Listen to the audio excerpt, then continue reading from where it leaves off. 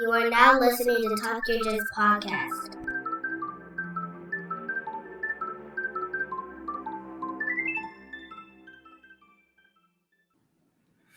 Welcome back to the Talk Your Jits podcast. This podcast is, as the name implies, all about Jiu Jitsu. I'm your host, Lamar Smith, and today's guest is a white belt who trains at Precision Jiu Jitsu located in Sacramento, California. Ladies and gentlemen, Hayk Nersisyan.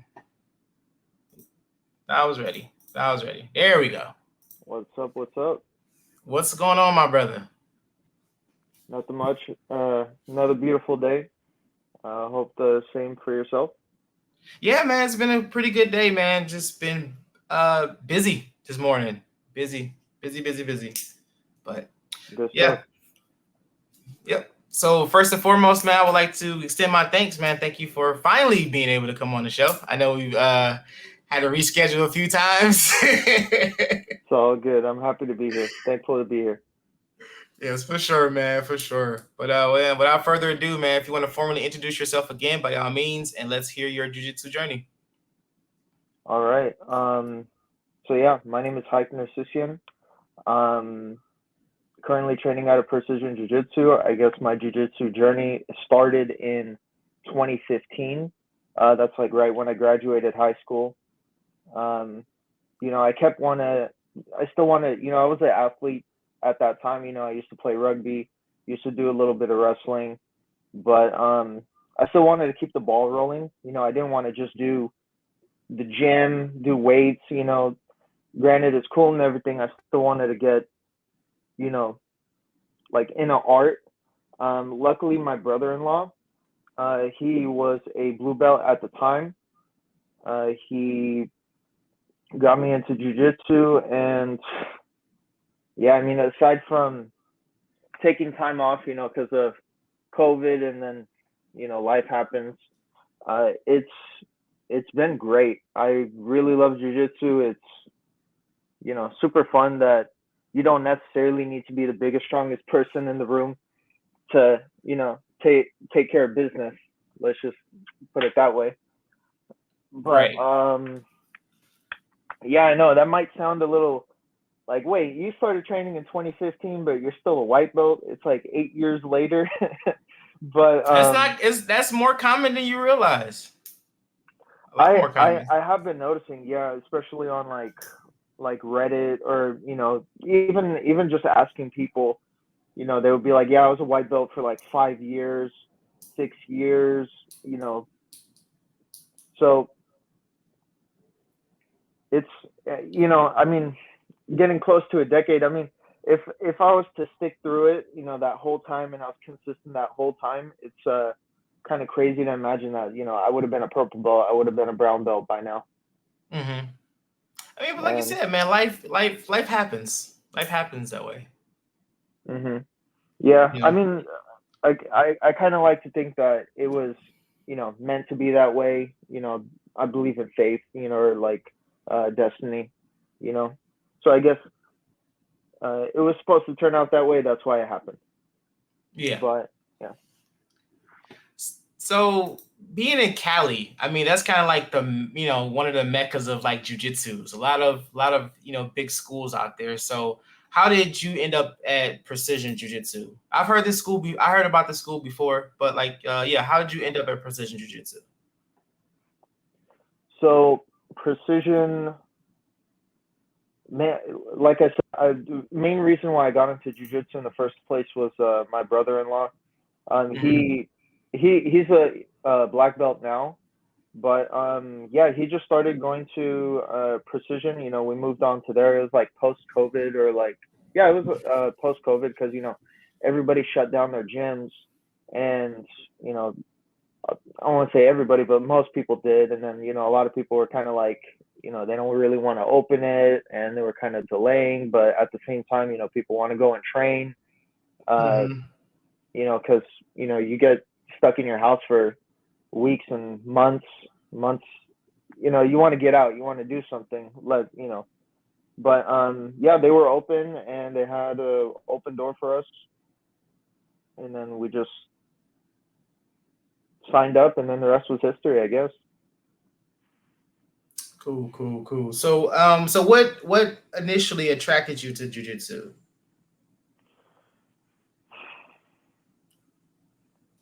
I don't want to say. I would have to say it was, it might sound cheesy, but the UFC. Like Mm-hmm. even though jiu-jitsu doesn't have striking in it, it was still the fact that, even though you could be on your back, you could still reverse the position, you could still sub people off of your back, you could, break joints, choke people unconscious. That's just, the violence like, of it. I don't want to be a bad what's the word? Not example, but maybe I can't think of the word, but Yeah, like show like a evil side of jujitsu, I guess you want to say, yeah, or the negative side of it, the brutal side rather of jujitsu. yeah, the brutal side of it. But at the same time, it's like that aspect of violence is necessary. I mean, you look at the world. There's no like censorship in the. Well, I mean, there is censorship, but there's no filter on the world. Mm. I don't know if you follow the Instagram page, Nature is Metal, or if you No. well, I'll summarize it real quick. It's just like it's just nature, and you look at nature, it's animals eating each other, you know and Mm. that's just the way of life. There's a circle of life. The lion eats the gazelle eats the grass. When the lion dies, he becomes the grass, then the gazelle eats the grass. You know what I mean? Kind of like that. Mm. And it's like that aspect of also self-defense. It's like you want to be capable, you want to be dangerous, so if someone attacks you, you can defend yourself. Otherwise, you're weak and helpless. And I don't like I don't like being weak and helpless. So Yeah. No, I get you. I get you.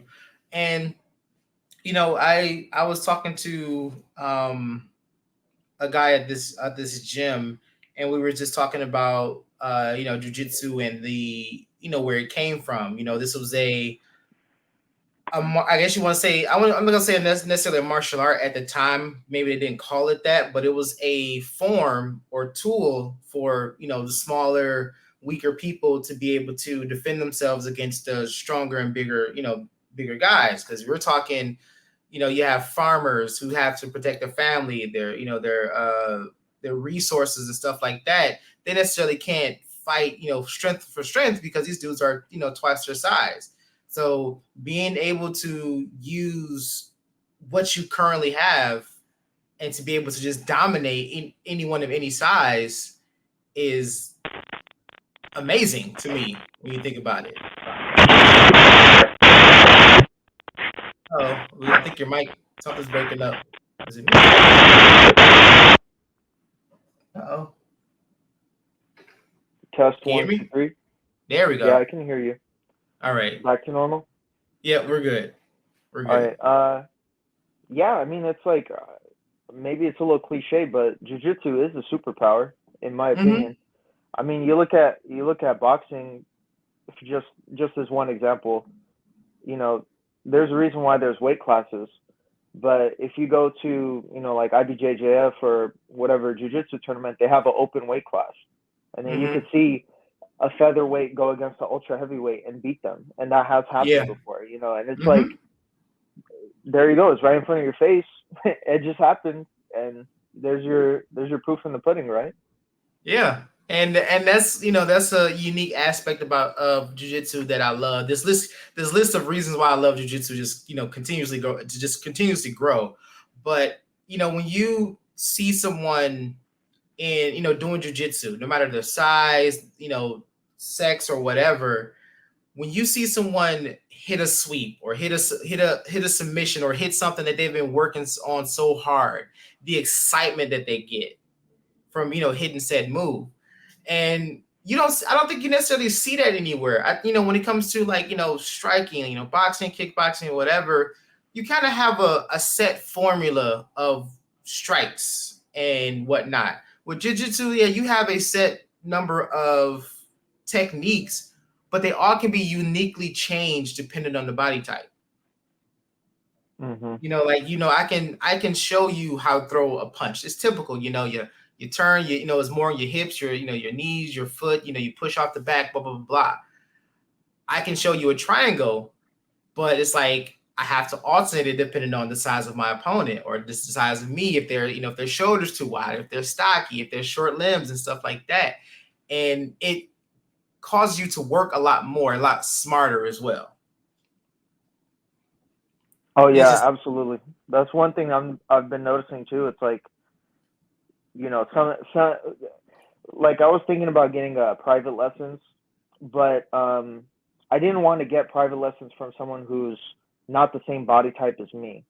Mm-hmm. Because I'm 5'8", not 190. Not really tall and skinny. I'd say I'm a little bit thicker, a little bit wider. Mm-hmm. So I'm trying to get someone with those same physical attributes because they already think of what you just said, right? Like if I'm going against someone who's taller than me, skinnier than me, I'm going to do X. Someone who's shorter than me, more stockier, I'm going to do Y.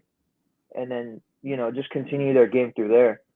But yeah, that part, and it's pretty annoying too, because like, I'll hit something on this person and then I go try to do it against the ultra heavyweight and then just doesn't work. just get run over and then get a face full of belly. Just a face full of body. But that's how I started, man. When I started training, I guess you want to say he's like my brother now, Brian.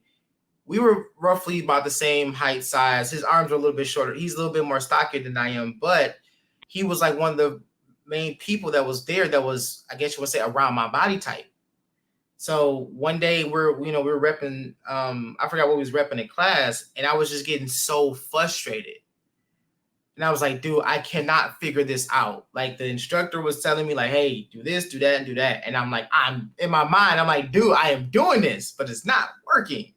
So I just pulled him to the side one day. I was like, hey, is it possible you can like, help me figure this out? Because I'm like, he was a blue. Yeah, he's a blue. He was a blue belt. And I'm like, I wasn't even striped yet. I was still a white belt for sure. But yeah, I was like, dude, I need your help. And that's who I gravitated and kind of like stuck with my whole entire journey was him because we had similar body types. And that does help, man. Especially if you can find someone, even if they have like a little bit more experience than you that has your same body type, because you can kind of see yourself doing it without actually doing it, if that makes sense. Oh, yeah. So yeah, and that's what kind of happened, man. I gravitated to him, and we've been just like aces since then. But privates, I recommend, because you can go at your own pace, especially if you have someone that you like you say, you can sit down, you can talk to, you can trust, you can know they'll have your best intention at heart. And you can take that one technique that you're having trouble with and break it down and rep it as many times as you want until you can find out what works for your body. So yeah, if you're thinking about doing it, man, I say do it. So yeah, it's just finding someone that's like the same as me is a little bit different, difficult. I know you did in the beginning. You mentioned California and there's a lot of like jiu-jitsu gyms and all that. Honestly, around Sacramento, there's a pretty decent mix, but it's there. There's that handful that are pretty big, but like the overwhelming majority of them are just like small, kind of like hole in the wall. Like a suite in a building, and the classes are probably like 10 people or less. More like 7, 8 people. But it's more like LA. Like what you were trying to describe is whether it's a lot more. Well, I mean, like LA is just a bigger city, but yeah, it's just I don't know. But then again, I haven't searched that as hard as I should, before I could speak on the matter. So maybe I'm speaking a little too soon. But yeah, something I'm looking forward to.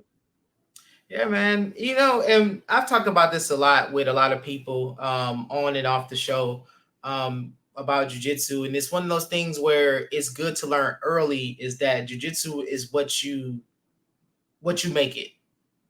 You know, um, we can, as an instructor, we can show you a million and one techniques, but if you're not, repping them, if you're not trying to figure it out what works for you, that's when things become stagnant, and that's when things become like a lot more difficult because you're just thinking to yourself like, no, I can't do this, or whatever the case may be.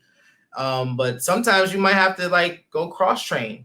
Like once you start doing jujitsu and people find out you do jujitsu, you're invited everywhere. So, like I had never seen no one, I've talked to, it was like, hey man, yeah, I don't want you coming here.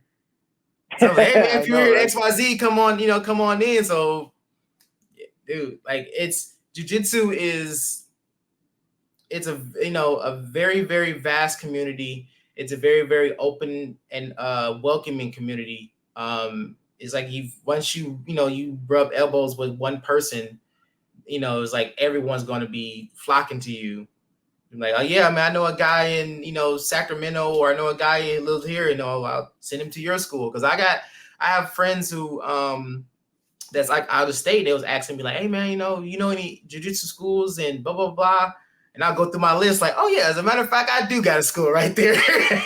Or like, how far are you from XYZ? Like, oh, maybe like 15 minutes. All right, here's this guy. Hit him up. He does jiu-jitsu. He's this and he's that. There you go. Oh yeah, that's funny you said that because my wife mentioned to her like manager or something. She was like, "Oh yeah, my husband does jujitsu," and then he's like, "Oh shoot, I just started. Tell him to come over to my gym." And then before you know it, like 2 weeks later, I'm over there. We're drilling, we're sparring a little bit, and yeah, just like you said, it's just you know, real open, real great community. I really love it. I mean, Yeah. can't complain. Nah, not at all. And I remember this conversation like a few months back. We had these people come out and service our stove or whatever. And we're sitting, me and my mom was sitting in the kitchen, and she was just like, "Are you going to trainings today?" I was like, "Yeah, I'm going. I gotta go." Blah blah blah. So the guy was working. He was like, "Oh, what do you train?" I was like, "Oh, I train jujitsu." His whole energy flipped. His Mhm. whole it completely changed his whole Mhm. like demeanor, bro. It, like because he like when he came in, he was kind of like a little dry. He's like, yeah, I'm Mhm. here to check the stove and blah blah blah blah blah. And then my mom Mhm. said that, then I said jujitsu. He's like, oh yeah, yeah, man, I train, I'm a purple belt. And I was like, oh word. So we're talking, and next That's thing you know, great. he's checking everything in the house. Like, yeah, let me check the Uh-huh. gas line. Where's your furnace, man? Let me check this and let me get this. Oh man, this is wrong, man. Let me go to my truck and grab this and fix this. And we're like, That's great. You man, get that it's little awesome. extra service too. Right. It's awesome, man. Jiu-jitsu Mhm. is awesome, man. So I know you mentioned that your brother-in-law, right, is a black belt. Mhm. So does he hold that over your head? Or like do y'all have like a little friendly, like, family little spat about it? Absolutely. Of course. Absolutely. 125%. Yes. It's it was so funny. I remember he got his black belt, and then like the next day or like 2 days after that, he was rolling with one of my friends, and then he was talking about, you should listen to me because I'm a black belt. Like, bro, you had it for 2 days, bro. Chill out a little bit. But I mean, at the same time, I got to give him props. I mean, being a black belt is quite the achievement. So I got to give him a little bit of respect, but just a little, not just not too just much. just a little bit, just a little I still bit. got to talk smack on him because he's my brother-in-law, but I love him to death, bro. He's a great guy. Oh yeah. Oh yeah. We kind of do that to one of the guys at our school. Love him to death, man. Love him like a brother. He's a purple belt. And like in our little small I guess you want to say like personal friend group, it's me, him, my training partner Brian and Adam, and we're all brown belts, and our brother Coleman, he's a purple belt. So Mm-hmm. no matter where we're at, we're always pulling rank. Like no matter Yeah. what, like no matter what we're doing, no matter where we at, we're always pulling rank. Like we'll go out to eat, and I'll be like, "Hey man, scoot over." He's like, "No man," I'm like, "No man, come on, I'm pulling rank, bro, scoot over." just like just like how it is with rolling, right? Yeah, Like if you, yeah, that's it's so funny. it's so It's funny, funny man. because But it's it's universal, you know. It's yeah, like even though I don't know what state you're in. I know I'm in California, but Detroit, Michigan. Michigan. Yep. Like I mean, we're miles and miles across, and I'm pretty sure this happens in East Coast, happens in the South, even outside of the U.S. But it's like just the community, just like the mannerisms, the I guess just like the daily life stuff. It happens to everyone, and Mm-hmm. it's just super cool in my opinion, Yeah, and I it's love it. like a secret language. Yeah, it's like you're either in or you're out. I mean, I don't know if you ever been in the military, but I guess the military has its own thing, and like Mm-hmm. every aspect of life has it. Yeah, every aspect of life have it. And I've told this story plenty of times, like when it comes to like jujitsu. To make a super long story short, me and my wife was out one day, and this we was at this club, and this patron was like kind of like little. He was drunk, getting a little irate, and my wife was getting Mhm. uncomfortable. So we decided to we paid for our drinks and we were about to get ready to leave, and he saw us leaving, and he kind of like walked up to me, and at this time I kind of warned him like 3 or 4 times, like, don't touch me. But he goes and try to put his hands on my shoulder, and I just kind of like push his hand away. I'm like, dude, don't touch me. And by this point, the bouncer that was sitting at the bar, he turns around, and he has on a Gracie Jiu-Jitsu shirt. And me and him locked eyes, right? And I did this. He's like, Nice. and turned right, and he turned right back around. He turned back around, Nice. right back around at the bar. And we're leaving. And we get outside. My wife is just like, man, I can't believe that guy, blah, blah, blah. And I'm just sitting there chuckling to myself. And she's like, what's so funny? I was like, oh, we were good. We were good. Like, I was like, he's leaving out. The bouncer was right there. He saw everything, and we were fine. And she was like, well, how do you know? I was like, well, he does jujitsu, so he saw me, and I gave him the hand sign, and he just turned back around. So we were fine. We were fine. We're good. Why are you worrying, babe? Right, like, and that's what it's funny because you don't know who does jujitsu, because Mhm. when you think of like MMA fighters, when you think of boxers, you think of people who do these physical sports. They look a certain way, they hold themselves a certain way. You look for the muscles, you look for like the cauliflower ear, you look for the meatheads or whatever. But in jujitsu, look at like Mike Musumeci. Oh,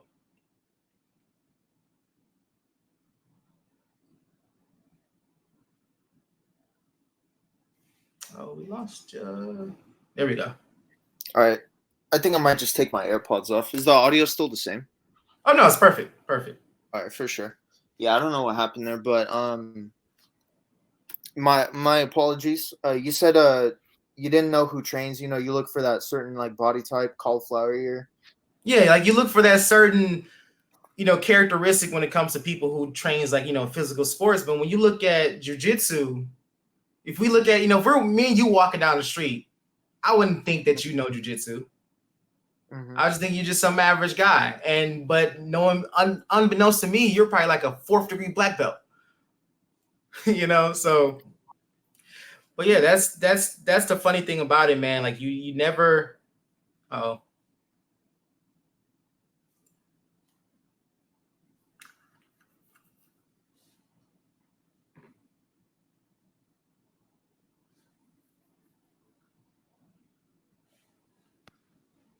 Sorry about that. Little technical difficulties. No, you're all good, my brother. That's the power. That's what the power of editing is for. Yeah. Oh heck yeah. Well, yeah, like yeah, I'm just saying, like you never know what that other person knows because we don't look like, I guess, athletes or whatever. hmm So Damn, that it's it, as you said that, it reminded me of this one time I was training no gi. I want to say it was probably like 2 weeks ago. Uh, there was this dude that, keep in mind, I'm 5'8", like 190. This mhm. dude was, and I don't say it in a negative way, it's just who he is, but he's probably like 5'5", maybe like 110 pounds. You know what I mean? He's a smaller dude. Mhm. And we started rolling, and because it's no gi, he's just wearing clothes. Like, I don't know what his belt is. Mhm. Um, at first I take it easy a little bit, just trying to pass his guard. Dude, like single leg X me, like throws my leg across, and like I just damn near fall on my face, jumps on my back, like this, and I'm like, whoa, what the hell just happened? And then as I think that, I'm over, I have to tap because of a rear naked choke. I'm like, damn, bro, like you got me in like 10 seconds. Like, what the hell was that? I asked him, I was like, what belt are you? He's like, oh yeah, I'm black belt. I'm like, well, never Shit. would never would have guessed it. You're just walking, you're in the mall shopping or whatever. Yeah, and that, just like you said, that's crazy. And then you look at these, like, I'm pretty sure you've seen it before. What's the dude's name? Bradley Martin, right? That was like talking about, oh, I think I could beat up Nate Diaz in a street fight. Yeah. Yeah. So he's like, bro, Yeah. I'm 260, you know, Mhm. but you don't train the art. You don't. I mean, there's a reason why they call it an art form. It's like, Right. you're an artist, right? You do like Mhm. so it's like, sure, you may have an idea, like a beginner's understanding of it. Like, okay, you look at it, it's art. You put pen to the paper, a canvas, paint to the canvas, whatever it may be. But Mhm. it you can go so deep into it, and it's like staring into an abyss. It's like there's no end, Mhm. and there's already people that are in there, and you're Mhm. still at the surface. Right. Oh yeah. Oh yeah. We one of a friend of mine's school, they do like a no gi competition class, and I took one of our blue belts, Scott. He came over to the school with me, and I told him like, hey, dude, it's high pace, it's intense, blah blah blah. Just go at your own pace, and just do what you can, right? Hmm. So, like we're working. And once again, it's nogi. No one knows who's what rank or whatever. So he's rolling, and I'm kind of like seeing him out the corner of my eye, and he's just like struggling. He's on the struggle bus, like it's going bad real fast. So I kind of like I was able to like turn towards him a little bit while I'm rolling. I was like, "Hey, Scott," and he's like, he looks over. I was like, "He's a black belt." And he was like, "Oh, okay, this makes sense now." You just kind of calm these nerves real quick. Right, because prior to that, a previous class, I went and he was there. Me and him rode, and you just get you may not have figured this out yet, but eventually it will if you haven't. But you get a sense of people's skill set. How their body, how their body reacts to what you do.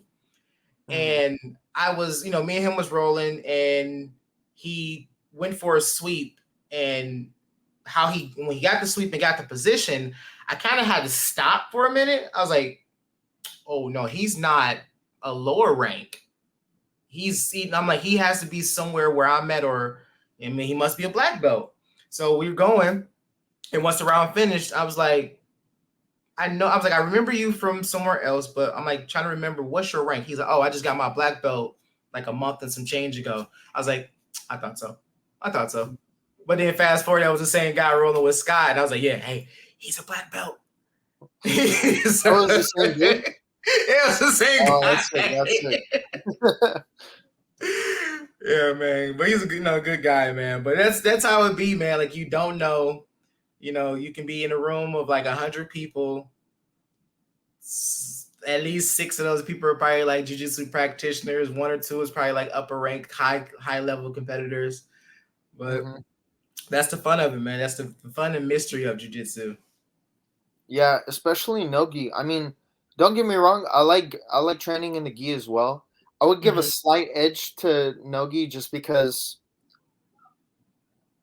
I'm a little bit better at it. Just because there's no like grips, and the gi kind of weighs you down, kind of slows you down, especially once you get hot, once you get sweaty. The weight starts to get down. But with the gi on, you have to wear the belt. You can see the belt, and I noticed, like, to an extent, like, as much as you try not to pay attention to it, but if I do see someone that's like a purple belt, especially a brown belt, especially a black belt, I start to get, like, give me 1 second, bro, sir.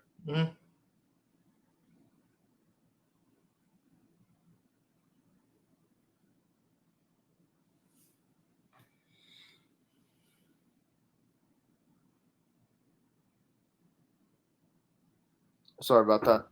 Yep. So,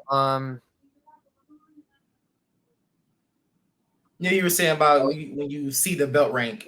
So yeah, you go to the gi class, you can see white belt, blue belt, you see all the belts. If I do see I'm going against like a purple belt, brown belt, black belt, especially, I get like, I almost, for sure I get nervous, but I almost like restrain myself. Yeah. Where I'm like, I want to do what I'm super good at, what I'm super effective at, my high percentage stuff only. And, because I want to be successful at it. But at the same time, I'm aware that no matter what I do, I'm going to get, countered, or, I'm going to miss that one detail, and I'm going to get, negated, basically. But yeah, when it's no-gi, it's like, you don't, because it's not in your face. Yeah. Unless they're wearing a purple rash guard or like a brown rash guard. But even a black rash guard, it's like, everybody has a black shirt, Yeah. necessarily mean they're a black belt, but it's definitely like psychologically like less stressful, I guess. But no, you're right. You're totally right. Because I even which is weird, even as a brown belt, when I know someone else is a brown or brown belt or black belt, I still get nervous.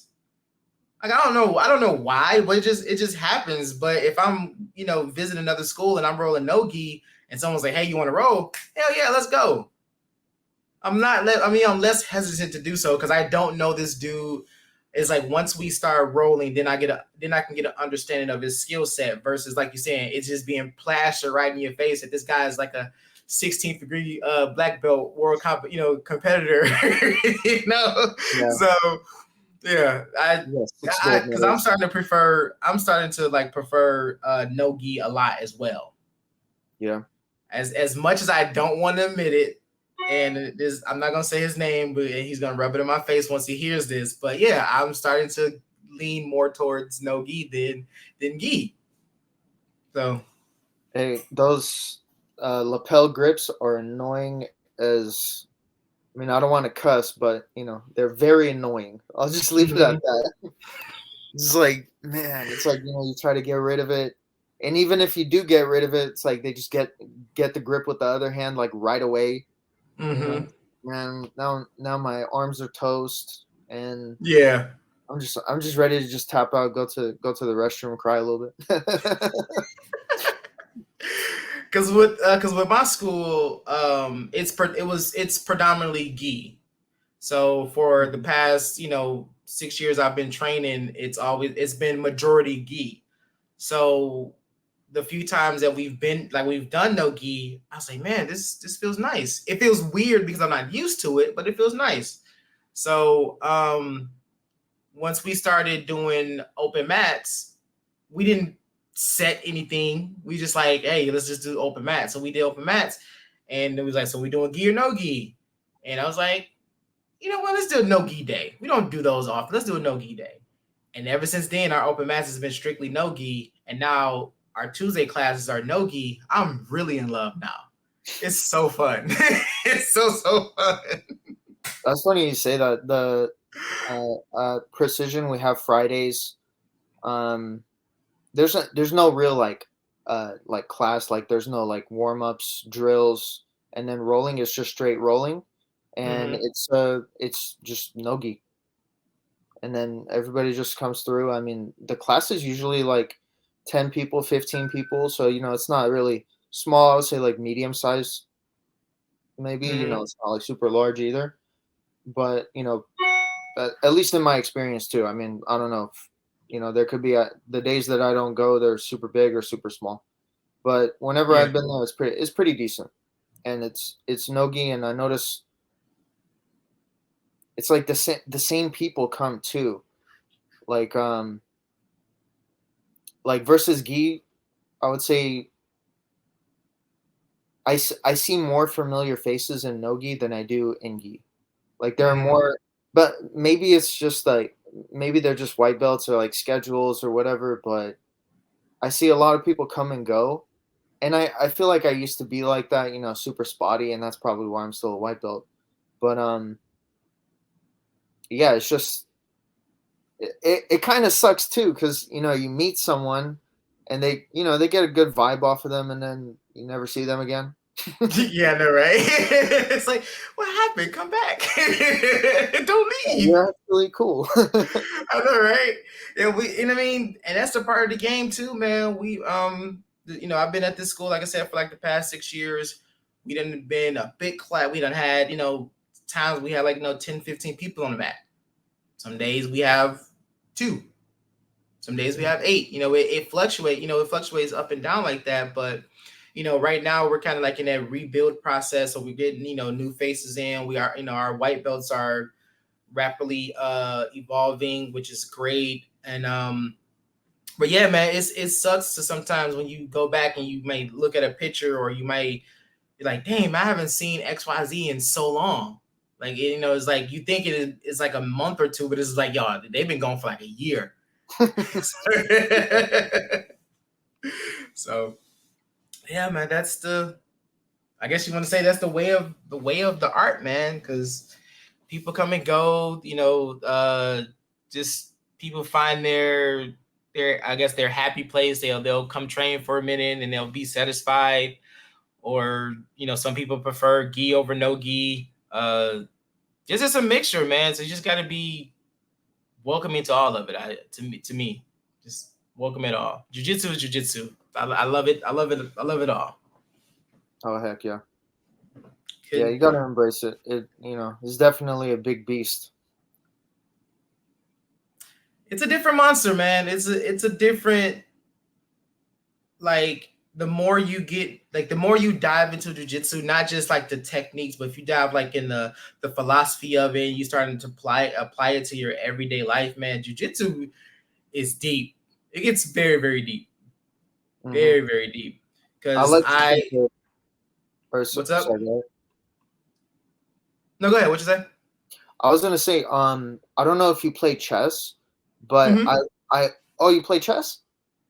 Sick. We should play. I haven't played in a while, but yeah, I would love to get back into playing chess more often, for sure.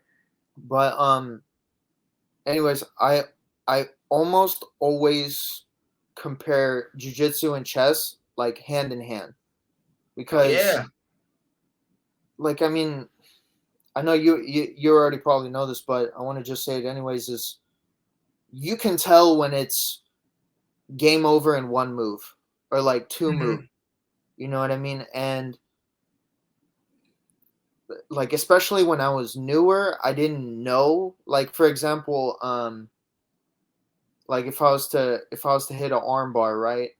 I would be like, oh, I want to get the arm bar, so let me just crank that all the way back until they like scream or something. I'm sure they'll tap in time. But now I'm like, okay, I'm pretty sure their arm's not going anywhere. My legs are across his face.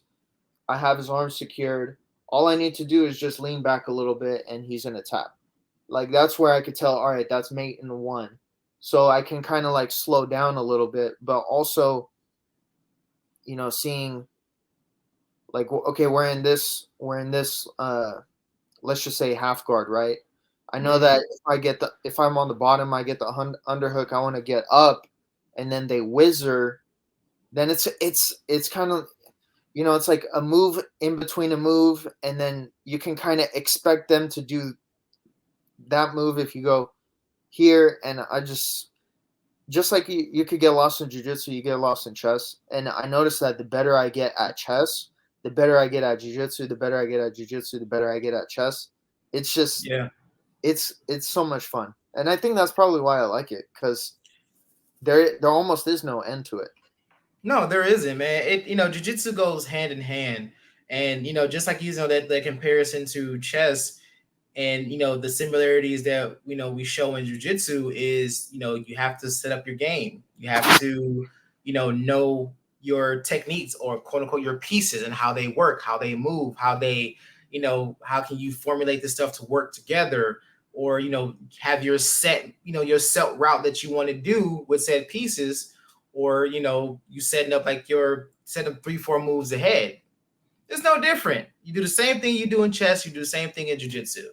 And you think like, okay, if I get here, I have this option. If they put this arm here, I can go for here. If they don't do that, then we can do this. And if they don't, oh shit, now we have to rebuild. We have to kind of like, draw our pieces back, draw the queen back and, reformulate and stuff like that. So it is just like chess, is a thinking man's game. And you kind of have to, you can't afford to think about nothing else. Mm-hmm. And you can't afford to think about nothing else but your moves. Because as soon as you started to your mind started to wander off about your relationship, your bills, your life, and blah, blah, blah, you're looking at the ceiling and everyone's standing over you like, what the hell happened? Oh, yeah. Yeah, that's one thing I really love. Not just with jiu-jitsu, but also, I mean, I do kickboxing too. They have a class at Precision. But in that hour, or if I do 2 classes in those 2 hours, it's like I could put do not disturb or mute on everything else in life, because when you're focused on not getting punched in the face or getting choked out or getting your joints ripped apart, it's definitely a great way to break from reality. But at the same time, you're still here. But it's like you get that break, man. You get that mental break from everything else. Yeah, and then I mean, I'm sure you already know. You've already done this 1,000 times. You go home, you take a cold shower, hot shower, whatever, and then once you step out, it's just like you're like refreshed. Yeah, it's like it's so kind of backwards to think about, because you just burned, I don't know, like 1,000 calories or whatever, but then you go take a shower and you feel great. Like it's that release, man. It's like you can go, whatever's bothering you that day, that week, or whatever, and you go on the mats, and you make sure you leave it all on the mats. Everything that was bothering you, you leave it on the mats. And then when you go home, once that adrenaline done finally, you had that dump, you take that shower, cold or hot, like you said, it's just like you just can't think of nothing else. Only thing you can focus on, like your mind goes to, your mind, I feel, gets more in tune with your body after jiu-jitsu, because you've used so much of it, and you've put so much focus on you put so much focus on your jiu-jitsu. That's all playing back in your head. You're not thinking about nothing else in that moment. Can cloud your jiu-jitsu judgment. It's like, yeah, you can hear the arguments that you had with your spouse, or you can hear the arguments you had at work, but that don't matter. I'm worried about this roll I just had 10 minutes ago. So, because I know that's me for a fact, man, because when I've had those rough days, we go to open mats. I'm just rolling. We're just going. And by the time I get home, I'm like, all right, that was good. I can survive another week. Well, I can survive until Tuesday next class. Yeah, if you could get through this, the rest of life gets a lot easier. Definitely. Yeah, man. The ride definitely does get a lot smoother, man. A lot smoother. Yeah, I noticed that, especially with kind of like controlling myself, where I don't want to say I'm like out of control or anything. I don't want to imply that, but like I'm definitely I definitely think about that second and that third step a little bit more often. Like for example, um a lot of people are like, "Oh, I do jujitsu. I would beat someone in a street fight or whatever, right? Like the average Joe," which probably, but at the same time, I don't want to test it. I don't want to put myself in that position. So because of that, I don't like going out to bars. I don't like going out to clubs. And it's just like I eliminated that from my life because I already know, like, okay, if I go there, someone is gonna, you know, be kind of like you said, you're fine. The people that you're with are fine, but it's that dude that's drunk, who's high on something, or he just had a bad day and he wants to take it out on you. You got to deal with it. If you want to, if you don't want to. Yeah. There's always consequences. You get like charges on you, pressed on you, and I just rather not go to the club. No one wants that. Yeah, no one wants to deal with that, man. And I am literally the same way, man. I am definitely a person who, as much violence as I love, because I do this sport, I don't like conflict. Yeah. I hate being in a confrontational spot. So I try to avoid those as best as possible. Like, if I do go out, I make sure that even if someone bumps into me, I'm like, hey, my bad, we good, right? And Even just my bad, sorry, whatever. Yeah, my bad. Like, yeah, you stepped on my foot, but I was in the way. Yeah, that's cool. All right, it is what it is. That makes sense. Because I don't want to. Because I'm like, dude, I don't want to go there. I don't want to ruin your night. I'm not trying to ruin my night. I'm not trying to ruin the people who's around this night either. Let's just go have fun and be done with it.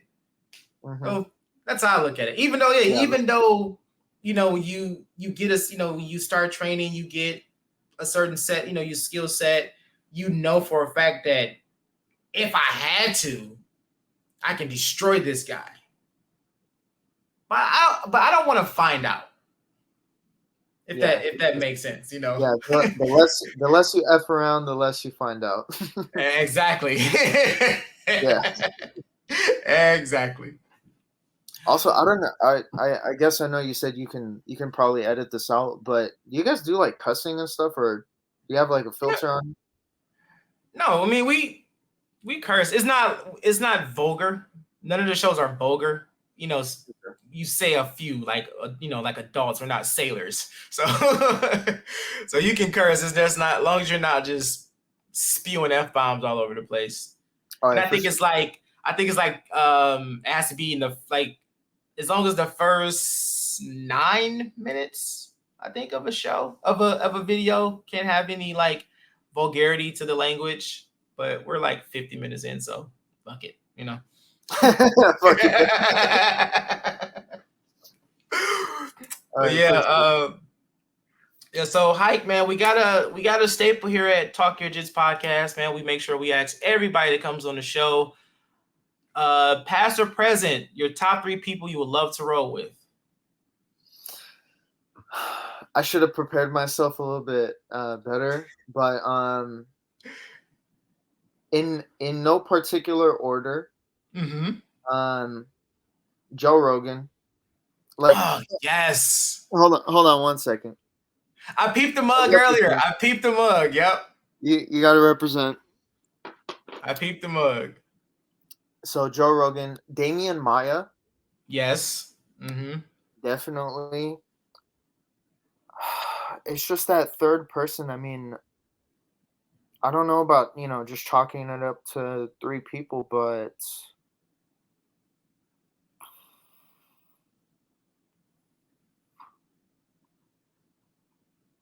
damn.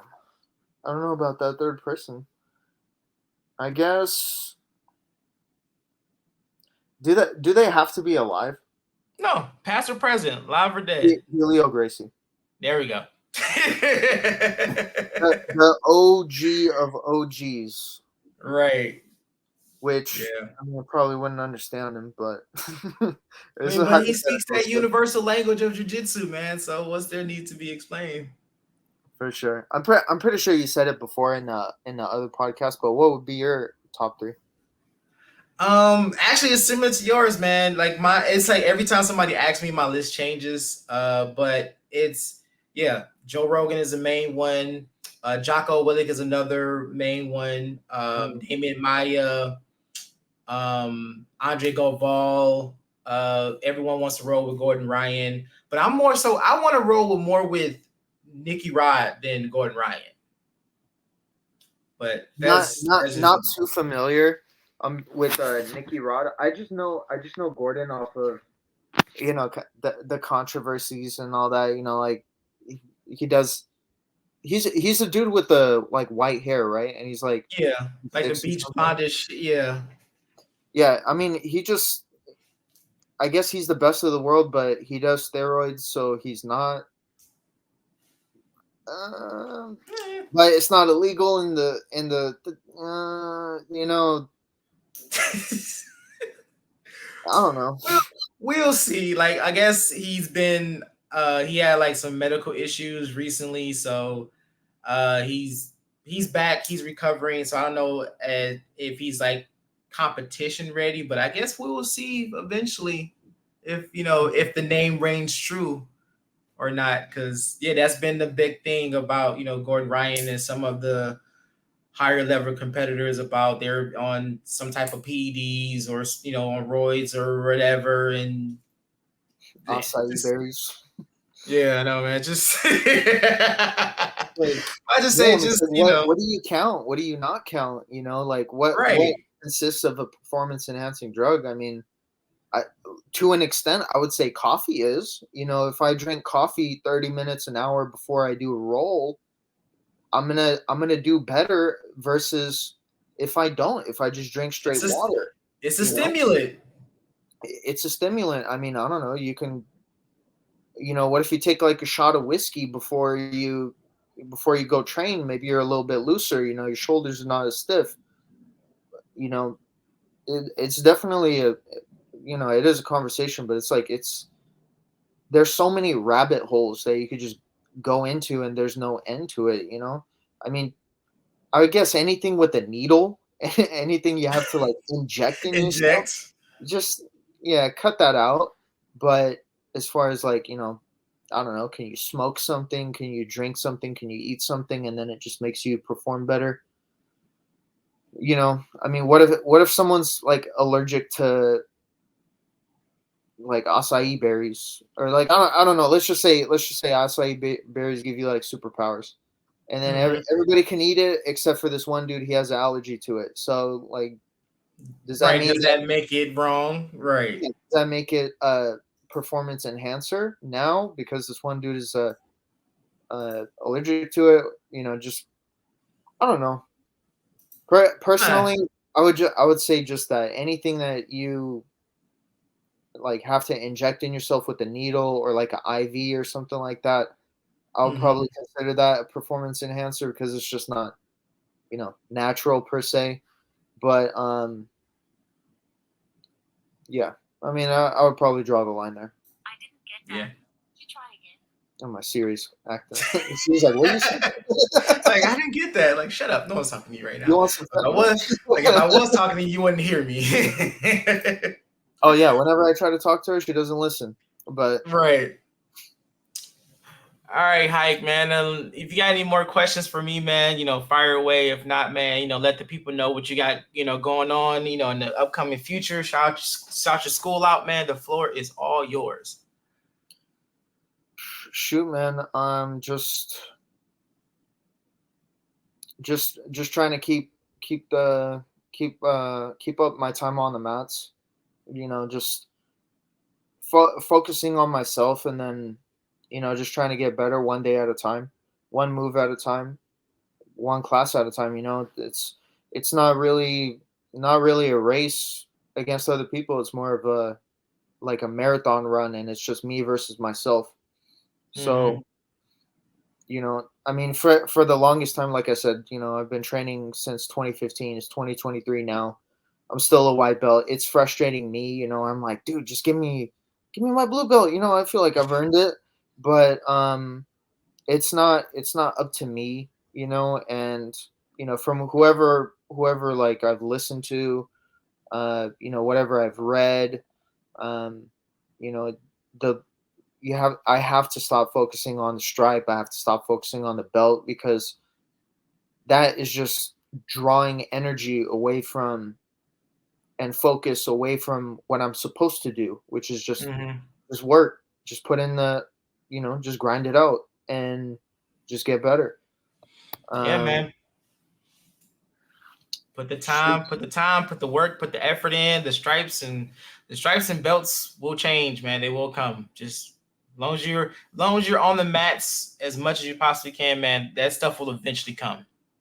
If you're putting the time in, it will eventually happen. If you're just sitting on your butt, not doing anything, then you can chase them all you want, because you're not going to get them. Yep. I would say as far as precision, Chad, you're great. You're a great instructor. I love the gym that you've put together, and I mean, I know it's not just you. It's like it's Sarah, Liz, and everybody else. Too many to name, but yeah, you guys are great. You build a great community, and I love being there. I love being a part of it, and it's really an honor and a privilege to say Precision is my school, and I'm a part of it. And I'm proud to say that. Man, that's awesome, and I wish you the best of luck, man. I know we'll stay in touch, man. To hear about your everything that goes on well with you with jiu-jitsu, man. And I'd love to have you back. When you get your blue belt, man, we can talk about that as well. I didn't want to say that, but you said it for me. So yeah, I said it for you, man. When you get in a couple months, man, when you post your picture of that blue belt, let me know. All right, I got you, man. All right, man. That's the end of today's episode. I would love to thank Hayk one more time for coming on the show and bless us with his jiu-jitsu knowledge. Hope you guys enjoyed. Please go and follow our Facebook, Instagram, and YouTube page to stay updated on all future episodes. This has been Talk Your Jits podcast. Keep rolling, keep grinding, and remember, long live jiu-jitsu. Have a great day. See you guys. All right, my bro.